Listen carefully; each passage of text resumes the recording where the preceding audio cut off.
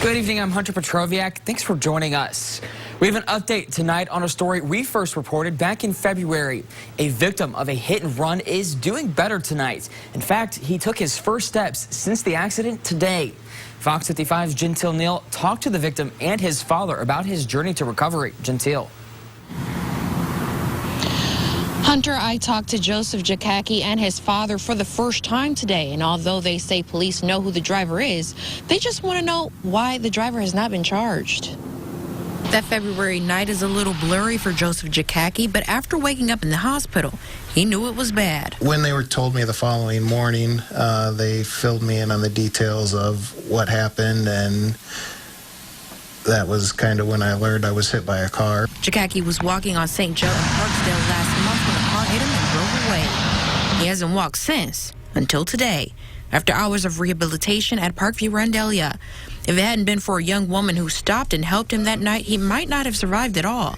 Now he's trying to return to how things were. I hope that I can recoup back to a normal, functional life that I had prior to this incident, and that the investigation concludes and we see a finalize or an arrest and prosecution in the case is what my two hopes. My main hope is that I fully recover. Jackcky says police told them they had no leads, but when they received this crash report, they learned officers identified the driver that night when she returned to the scene. The driver has not been charged. Jackcky and his father want to know why. They're aware of that, and they, did not proceed to cite that person, arrest that person. I mean, that's, come on. Where is that acceptable? Yeah, now Jackcky and his family want answers along with his recovery. It's been pretty tough because of the extent of his injuries. He was so incapacitated, unable to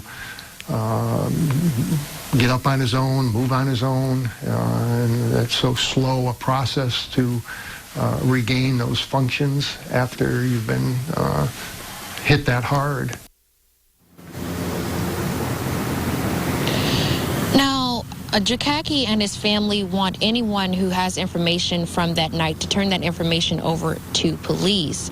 Now, we reached out to police for a response in regards to why there were no charges. We have not had a response yet, but once we do, we will update you. Reporting live in Fort Wayne is Gentile Neal, Fox 55 News.